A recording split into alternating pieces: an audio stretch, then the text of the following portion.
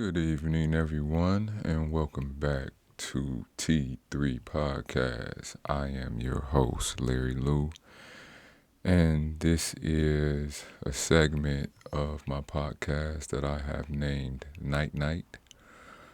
I am a life coach, certified life coach, and I specialize in spirituality. So I have a certification in spirituality, life coaching, and what I've done is try to educate you all on emotions and in the past. And what I've done is try to educate you all on emotions. And Night Night was created for those who kind of learn differently, learn through people's experiences, people's failures. So today's story is about my birthday that I celebrated this past Wednesday. My birthday was the 15th, October 15th, and I went out and celebrated it. And I've been doing a little bit better these past years because originally I just didn't believe in celebrating it. I didn't think it was that big of a deal. I felt like birthdays are for kids. And so I didn't have any, real motivation to celebrate my birthday. Now that's not to say that people that do, it's something wrong with them or it was just me. And the other thing about that was 2016 when I was diagnosed with leukemia. I had just got out of a 10-day stay in the hospital because they didn't know if I was going to make it. And I had got out right before my birthday. So now every time my birthday comes around, my body remembers those times. I feel a lot of emotion. I feel, the pain of getting literally drilled in my side for the biopsy, the confusion that I felt of how could this possibly happen, and to me of all people, the anger, the disappointment, all of those emotions, they all kind of come back. So it's kind of a hard time for me. But what happened this past Wednesday, I was on the phone with a friend of mine, and I didn't know this. And I went to high school with this girl, but I didn't know this. So during 2016, when I first got diagnosed and was in the hospital, her mother was also in the hospital, and her mother ended up dying. So my birthday is on the 15th, and her mother died on the 12th during 2016, and I didn't know that. And so she could kind of relate to what it was that I was speaking on. And she's like, we need to create new memories around this time. And I said, you know what? You're right. You're right. And so I went out and had a really, really good time. We went to this neighborhood little spot. It was an older crowd. Happened to be karaoke that night, and we sang karaoke, and which I've never done.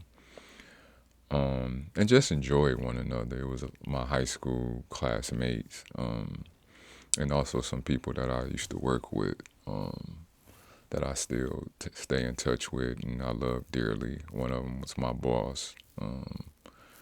She's always shown me love and always had my back. And she came out, and her best friend, which we all worked together, came out, and we just had a really good time. And I told myself that from now on, I was going to start celebrating my birthday. They kept saying, they want to celebrate me, and it made me feel really, really good. A lot of emotion from that night, gratitude.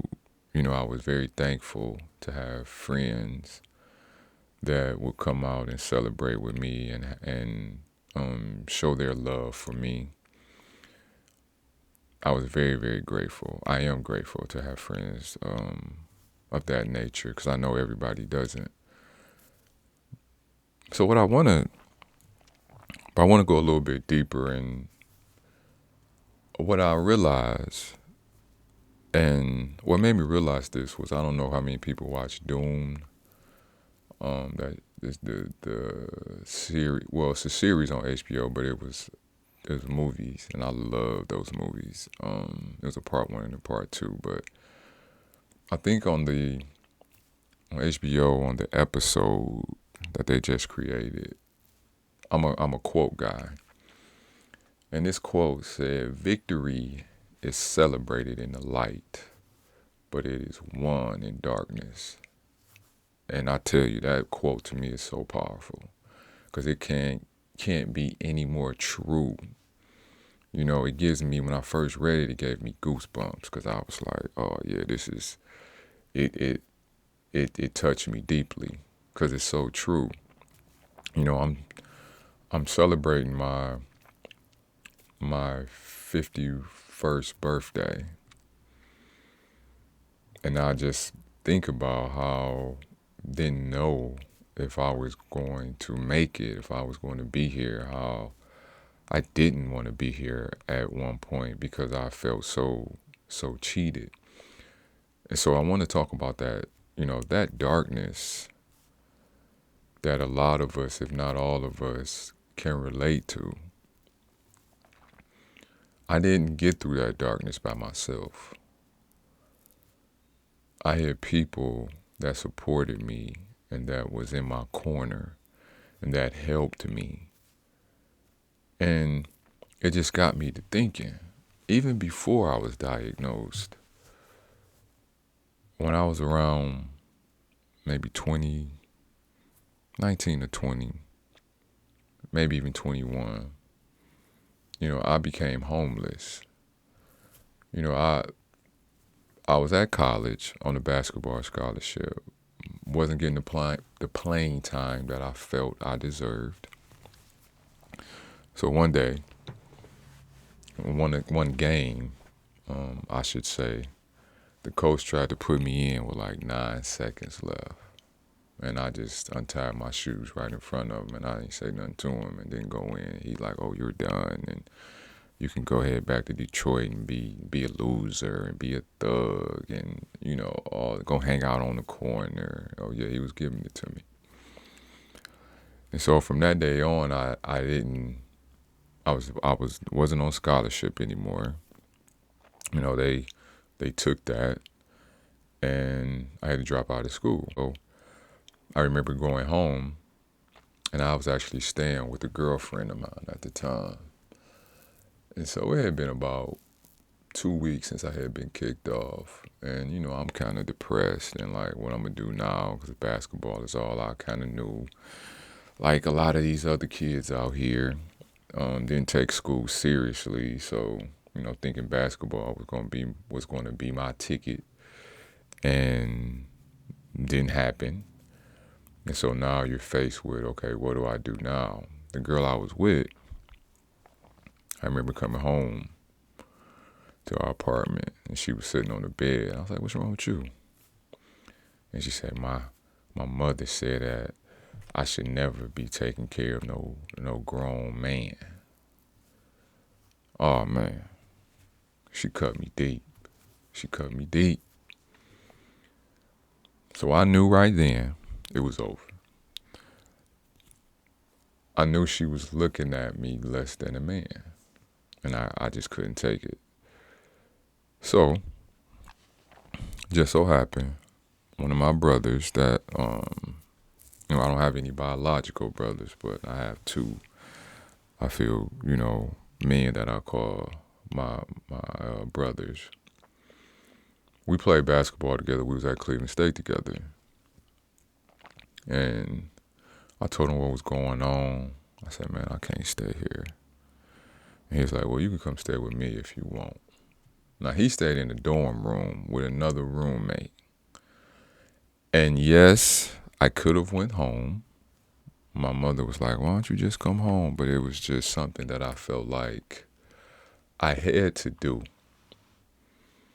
I felt like that was a crossroad in my life. If I would have went home, I know I would have had, support, but I don't think it would have been the right kind of support, if you understand what I'm saying. My mother would have been a mother to me. And I don't know if that would have deterred me from having to get it out of the mud, so to speak. So I didn't go. Found a mattress, or I should say stole the mattress out of the hallway, put it in the dorm room, and I slept on the floor for months. Looking for a job, trying to get some income. I had a friend of mine, one of my, probably the first real female friend I ever had. She used to sneak food up to me from the cafeteria so I can eat. And when I finally did get a job, ironically, my quote-unquote girlfriend who I left because she was looking at me less than a man, she told me about a place that was hiring. So I went and filled out the application and I ended up getting it. Didn't have a car. My boy was like, here, just use my car. He was still playing ball, still on scholarship, and this and that. He's like, hey, just use my car. Used his car. Getting back and forth to work. Love. Nothing but love right there.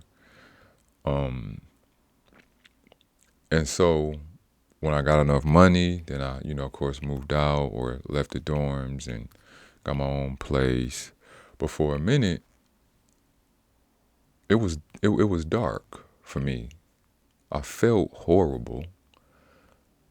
I felt like a loser. I felt like a bum. What woman would want me?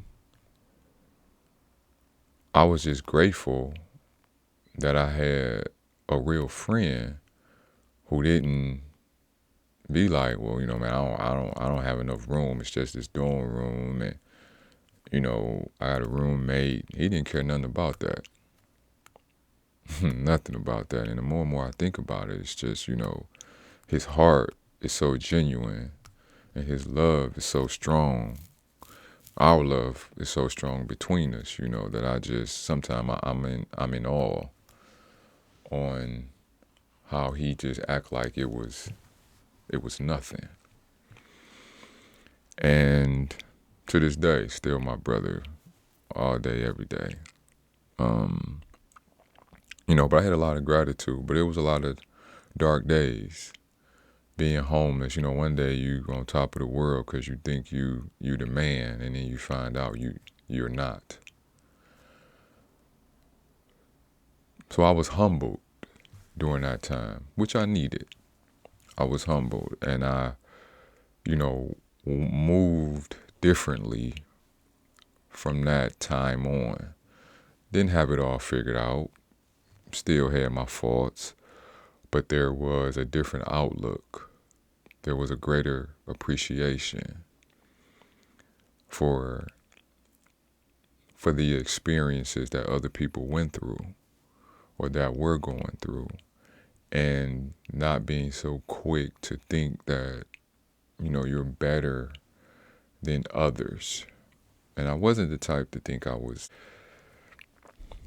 so much better than other people, or that people just wasn't on my level, or that I looked down on people. It wasn't so much that, looking down on individuals, but I don't think I wasn't able to sympathize with others when they would go through certain things. And that taught me to have empathy and not just sympathy.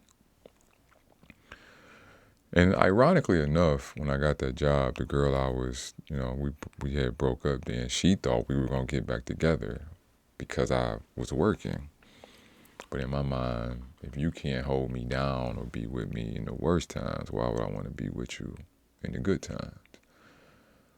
I was at the plant making good money. You know, that plant money is good money and this and that and the other. And I was only maybe 20, 21, 22.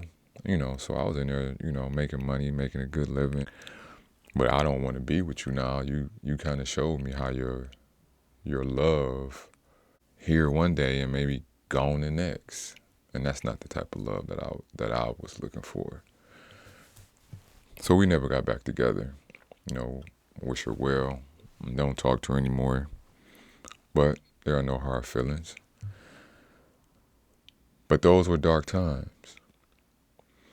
And so I say all that to say, as I celebrated my 51st birthday and had a lot of fun, I didn't get there by everything being perfect.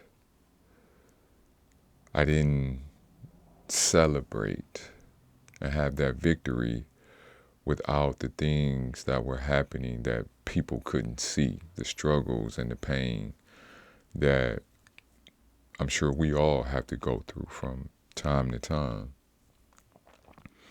And it was just really a good feeling to be able to celebrate and know all of the things that you had to overcome in order to get here. And it felt really good.